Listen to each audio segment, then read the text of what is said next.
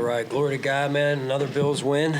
Great atmosphere, great environment tonight in Orchard Park. A little bit of snow in the fourth quarter to add to it, which was just in typical Buffalo signature right there. So I thought it was a great drive to go win it.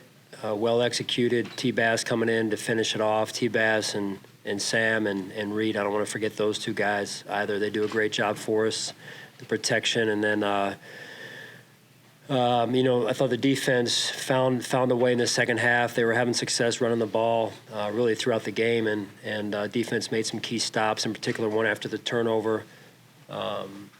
Just instead of giving up touchdowns, forcing some field goals down there, which was important for us. And then, like I said, the offense going on a drive right there to go win it. So some really good moments, really tough football team in a tough situation, found a way to get it done. And with that, I'll turn it over to you.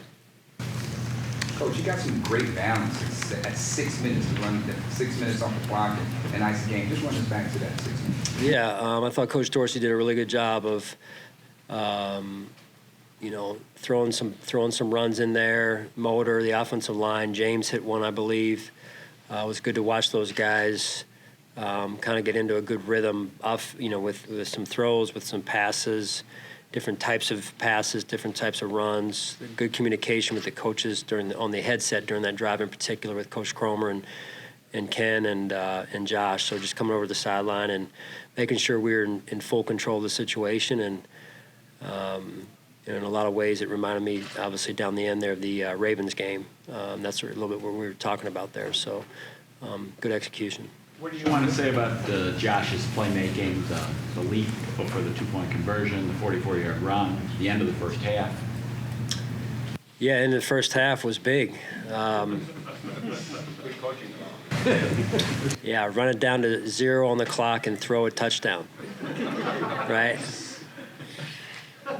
He's lucky he made it out. He's lucky he threw a touchdown pass right there, or else he and I were going to have a little. I would have probably flattened his tires maybe after the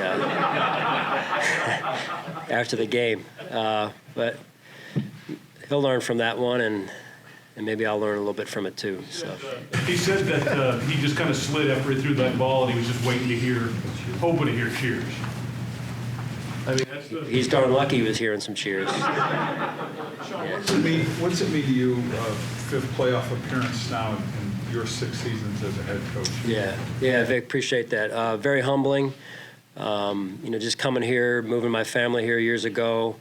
Terry and Kim giving me and my family an opportunity to do this for the first time, and really just a product of great people, really great people around our organization. I'm one piece of it, really, and very humbling.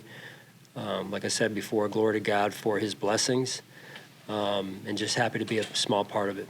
I know you. Oh, go ahead. Kind of going off of that, Sean. Just we saw on the broadcast, your emotion once the game was over. Just kind of walk me through, what's going through your mind in that moment, and just everything that comes along with it. Yeah, you work. Every coach, all the scouting guys, we work so hard, right, to try and win one game every week, and you put a lot of time in. The families have to sacrifice. You miss a lot of your kids, events and things that go on, and that's hard. It makes it all that much more worthwhile when you can get a win and you can get back to the playoffs at home, and you go through a game like this. That's a tough football team. They're a good football team, and it took everything we had to pull this one out tonight, and so it just makes it special, right? When you can do that, and like I said, humbling. Really, that's really how I feel about it, Heather. It's just humbled to be a part of it in this great town that doesn't get as much credit as it deserves, honestly. And the fans, this place is unique. So just awesome. Sean, I know you take them individually, but the result of this game has huge implications. The difference between fighting still for the playoffs and the division. So you you clinched the playoffs, you're close to the division and all. Did you sense the enormity of the comeback and the win, and did it feel like a playoff game almost to you tonight? Yeah, it did. I mean, the environment was like that. And Kyle Williams, when he was here, I think in either my first year or my second year, which was Kyle's last year, he had talked about this. He told the team a story about how he had dreamed about playing in the playoffs when, he was, and I'm not going to do it justice, but he walking across from the players' parking lot to the stadium, and you could hear the grounding of salt right underneath his boots. And I think that really has stuck with me, and just now that we've been able to do it, in terms of making the playoffs and do it multiple times. Listen, I'm happy for those guys too, all the guys that have come before us, coaches included, and the players, because I know how much this means to them as well. So. Quentin Morris' smile in the locker room couldn't have been any bigger. He actually said that he kind of blacked out at the end of the touchdown. What can you say about a guy like that? I'm sure a guy like that who's a practice squad guy, works his way up, gets his first touchdown in a game like this. What can you say about him? Yeah. You never count a guy out, right? I mean, you watch him last season. He spent most of the year, if not all the season, on practice squad, and that can get long. You can kind of question yourself a little bit. Hey, what am I doing? Is there a vision for me here on this team? Am I good enough?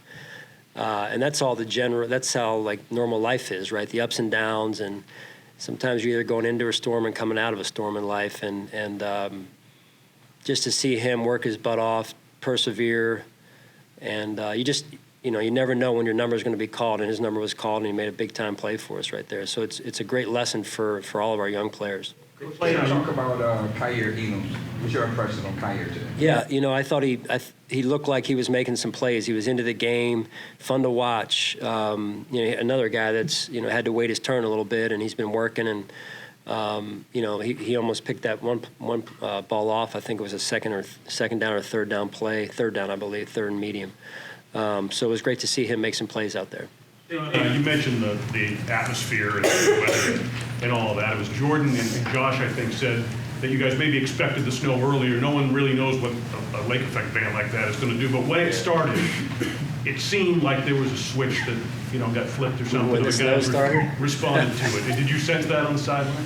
I mean, it's just like I said. It's typical Buffalo weather, right? This time of year, and I remember our first year here. We were driving to the organization's Christmas party, and I was on 219, and it was a whiteout, and I'm like, I got on and got off right away, the exit, and I'm like, we can't go on, and my wife's like, we got to keep going, and I was like, what do you mean? Like, you can't see, and you drive 5 more miles, and it's clear, right? So kind of like tonight, like it's clear, beautiful December evening, and then all of a sudden here comes a snowstorm or a squall or whatever you call that. So obviously the fans were enjoying it, and it was just typical for a Buffalo December night, I guess. Sean, you can laugh about it now, much like Josh's play with no time left on the clock, but are you thinking at any point how close you're coming to a 15-yard penalty after the officials are like, please stop throwing snow on the field? And these fans they kept going. Yeah, that's hard, right? Because we have such a passionate fan base, and I don't want them to get a bad rap. They're so passionate. It's kind of out of our control, right? And I know Josh was kind of motioning to the fans, hey, knock it off, and I was trying to do my best as well. Challenge is you got fans they had a couple Dolphins fans in the crowd too, so I don't know. I guess at the end of the day, it looked like no one got hurt, and the fans did a good job when we needed them to stop. They were good team players. You think it's like you have to channel your inner Sam Weish. Yeah, I grew up watching that. Right, get on the referee's mic, and I'm not sure that would have gone over so well. I think with these fans, I think they would have just that would have inspired them. The challenge of just stopping there, they used a lot of 2 backs and 2 tight ends, trying to keep a lid on their running game while at the same time not give up 67-yard touchdown pass. Yeah, it's hard. I mean, that's when they've got 10 and 17. I mean, they're top receivers with great speed, and I thought our defense again made the stops they had to make, but we got to go back and look at it and just look at our more so than anything our fundamentals and our techniques and making sure we're executing those and doing our 111th. So I thought at halftime, Coach did a good job, Coach Frazier and the coaches of just, hey, let's basically go back to training camp and just settle down and do your job. So we'll have to look at the film overall and assess how we can improve that though too. Singletary going down, not scoring a touchdown, getting in field goal. Was that planned? You wanted him to not score? Yeah, great situational awareness by Motor. We had talked about it.